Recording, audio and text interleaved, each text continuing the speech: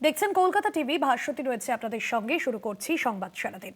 সিমলা স্ট্রিটে শুভেন্দু শশী। বাংলার যুবরাজ একজনই, স্বামী বিবেকানন্দ।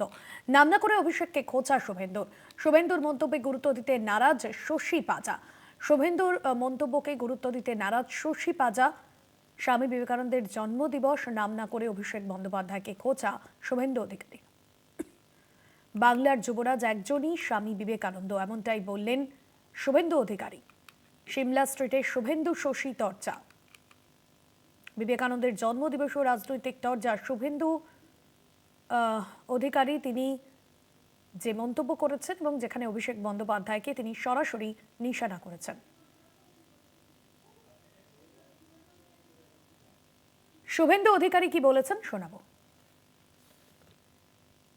স্বামীজির উক্তিগুলোই এখানে চর্চিত হওয়া উচিত, উল্লেখ হওয়া উচিত। আজকে অন্য কেউ অপ্রাসঙ্গিক। আপনি দেখবেন আমি প্রত্যেক বছর স্বামীজিকে শ্রদ্ধা জানিয়ে অনেক ব্যানার হোর্ডিং দিই, আমার নামটা লিখতে দিই না। আর এর উল্টো দিকে স্বামীজি আসল যুবরাজ, অন্য কেউ যুবরাজ নয়।